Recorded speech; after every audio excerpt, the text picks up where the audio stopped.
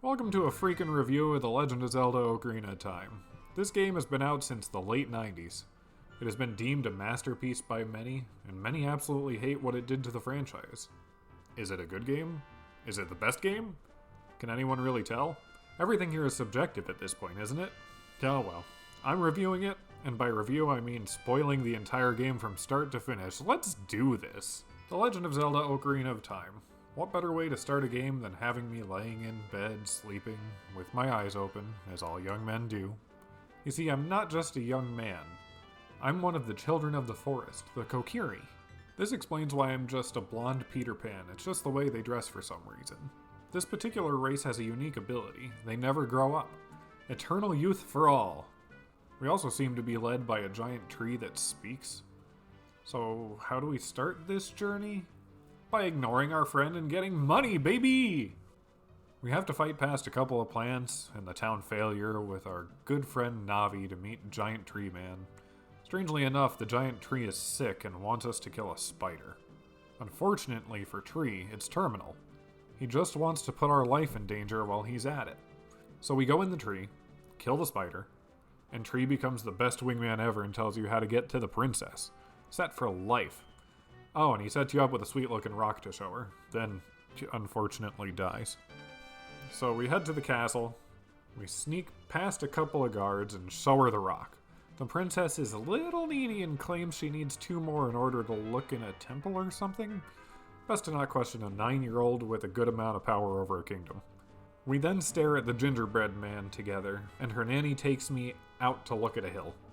I climb the hill and find a race of very strong-looking rock men named Gorons. They eat rocks, but there is a rock in the way of them eating rocks. Couldn't they just eat that rock? Never mind, the leader gave me a bracelet that lets me make plants explode stuff, which in the hands of an 11-year-old sounds like a great idea.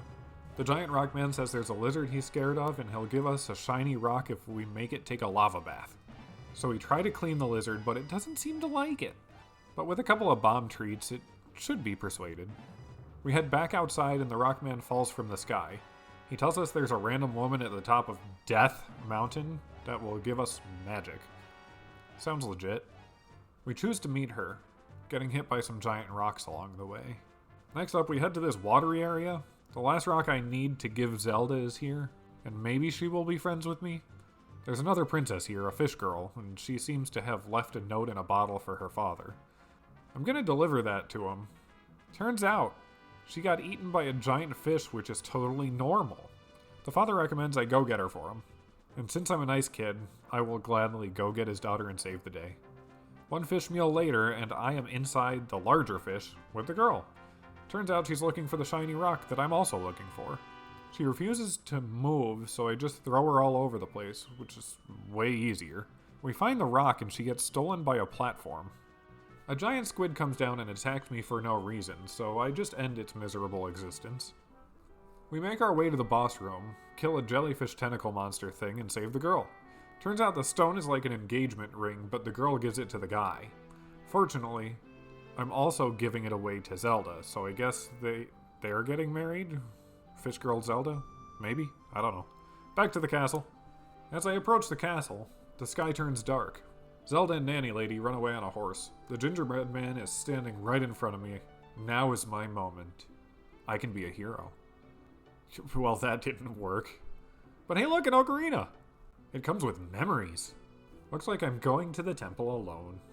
Ooh, a shiny sword. The gingerbread man and the sword then team up on me and trap me in this room for 7 years. Skipped right past puberty. Lucky me. There's an old man that tells me I have to steal other people's power through medallions and keep them sealed in this place with him. I think I might consider doing that. Sounds pretty cool. Once I finally leave, a ninja appears and talks to me about where I can steal power from. Pretty sweet deal. But if the ninja can teleport, why can't they teleport behind the gingerbread man and kill him? Anyway, I think before heading off to the forest my childhood friend loves, I'll do some grave robbing. Favorite part of the day is waking up, going to a cemetery, and stealing just about anything people are buried with. Alright, now that I got that out of my system, I'll head to the forest I grew up in. This forest is way weirder than I remember. There are giant dog things with clubs, plants everywhere. Nature has really taken this place over. In the dungeon here, it's nothing really noteworthy. A couple puzzles, few women ghosts that I need to kill. Just your everyday run-of-the-mill deal. I get the boss key and I fight the gingerbread man, who, by the way, takes his art exhibits way too seriously. Shoot him in the face a couple times, play a little tennis, and it turns out he was a ghost too. After I defeat him, the real gingerbread man sends him to a gap between dimensions. Brutal. I end up stealing my childhood friend's power and leaving. I get outside, and in front of the corpse of the tree I loved comes a little tree who thinks he knows things. He explains that I'm a Hylian and not a Kokiri, and that's why I'm bigger now. I never would have known otherwise. No other tell signs. I think I'll head back to the Gorons and see what they're up to. Turns out they are being kept captive and being fed to another giant lizard. This dungeon honestly is kinda dull. I don't even talk to the Gorons I free, I just take their keys and leave. Find a giant hammer and smash some stuff, which is always a good time. I find the lizard they were talking about, and it is so skinny. I don't think it could even eat a Goron if it tried. Who is threatened by this? A fun game of whack-a-mole later, and I save all the Gorons. Chief Goron is now trapped in a medallion, which is my doing. His power is mine. So ha! Alright, I seem to remember from being a kid that there's a race of fish people, so I guess I'll go see what they're up to.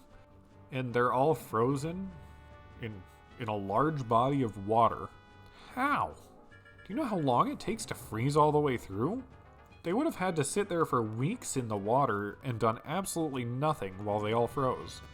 Honestly, given the temple I'm about to go in, they don't seem worth saving. But I'll go to the temple after I get myself a pair of the nicest boots you will ever see. I grab my boots and head off. In the temple I meet Fish Girl again, and it turns out that she wants to marry me, but must save her people first. Since I haven't found Zelda yet, this is a good backup plan, so I guess I'll save her. Just gotta lower the water level. Let me put my boots on. Okay, now let me take them off again. Do something with the water. Boots and more boots. More water and boots.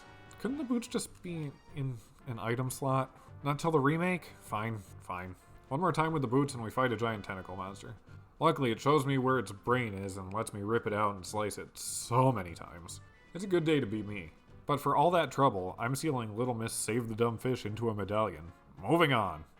That super masculine ninja told me rumors there was a ghost in a well somewhere. But I didn't imagine it would set the whole place on fire. Oh look, the ninja! What are they doing? They learned how to fly? Maybe this is Peter Pan. Oh, wait, nope. Ghost knocked him down. That better help. Suddenly I wake up and the ninja is playing a song at me. I play it too, and it brings me to a grave. I love robbing these. This should be fun. I go in, and there are a lot of ghosts and skeletons and redeads, which should have never been invented and should not be allowed anywhere near you. They do unspeakable things. I'm not even going to show it. I find boots that let me hover, and I use my magnifying glass to let me see through everything. Suddenly, I'm on a bongo drum, and the ghostie is playing bongos. I think I'll shoot him in the eye. Yeah, definitely gonna just hit him in the eye. The most lethal blow I could ever do. I find the nanny along the way. She said something about Zelda, then I trapped her in a medallion, so I probably should have listened. I decide I'm bored of my sword, and I drop it off. And then suddenly I go back in time 7 years, because that's how time travel works. I head off to the desert to possibly rob more graves. I find another grave robber. She's from the same tribe as the gingerbread man. She could be my bestie. I play it cool and grab some silver gloves for her, but two witches steal her away. I figure I'll do nothing about it and go back and pick up my sword. Maybe I'll be an adult again. Alright, it's been another 7 years, might as well go see how she's holding up. I run through the other side of the dungeon with my new silver gloves. Man, am I feeling strong today. Fight a giant axe guy. Oh shoot, that's actually my bestie? What's her name? Now I fight a couple of witches with this sweet mirror shield I found, because mirrors reflect ice and fire, everyone knows that. Then I have to make the most difficult decision of my life. I have to trap my bestie into a medallion. Well, that's all the power I need. Should head back to the Temple of Time and see if the ninja's there. I found him! The manliest ninja I've ever known. Legends will tell of the heroic ninja who, with giant rippling pecs and buns of steel, held off the gingerbread man and saved the day. So good to see this brawny, well-defined man again. Oh my god, it's Zelda. But your eyes were red. How did you change those? Colored contacts? But, oh well. At least we have time to catch up now that I know who you are. You're gone. The second you show yourself, you get kidnapped. Lovely. Now I gotta go save her. First, I should get some gold on these gauntlets for sure. After I bedazzle my gloves, I head to the Rainbow Bridge to relive my past memories. There's the foresty place, the fire mountain, the water is frozen here. That lines up. An invisible path place, I suppose that fits the bill. This place that is based on my bestie's medallion, so I won't question it. And another place. There were only 5. What place is this? Oh well, it's easy enough. Moving on. Head up the tower and face Gingerbread Man. My fairy Navi becomes even more useless. Oh yeah, did I mention I have a fairy? Well, I'm sure she's made herself known by screaming, "Hey, listen!" or something like that. If not, now is a lovely time for you to meet each other while I play tennis with the Gingerbread Man. Turns out he's kind of bad at it and feels down about himself after every round he loses. So I go give him a nice pat on the shoulder to lift his spirits. Sore loser though, decided to tear the entire tower down. It was nice of him to give me a bit of time to escape though. Looks like the poor fella got caught in the collapse himself. Better go check and see if he's okay. He looks fine. And he is still able to fly, so that's a good sign. He shows me that he likes Doritos and turns into a giant pig. That doesn't seem right. Poor guy had an entire tower collapse on him, couldn't eat his Dorito, and then he turns into a giant pig monster? I better help him out. Looks like there's a weak spot on his tail. I'll just hit that a bunch and see what happens. Okay, so I got him down. He's tired and hasn't turned back. Now what do I do? Oh, Zelda just got all my medallion friends to jump this guy and banish him to a gap between dimensions. I hope this doesn't have any long-term consequences that will continue on for generations. Oh well, gotta get some alone time with Zelda. And I'm a kid again. Maybe Navi knows what happened. Navi? Where are you going? Well, job's done. Guess there's nothing left to do except go stare at Zelda awkwardly. This is one of my favorite games of all time. I know the graphics didn't hold up, the story really isn't much of one, and it made a formula that would haunt the franchise forever. But it has a near and dear place to my heart. I hope you enjoyed my little synopsis. If you did, please consider subscribing. I love your face and I'll see you around.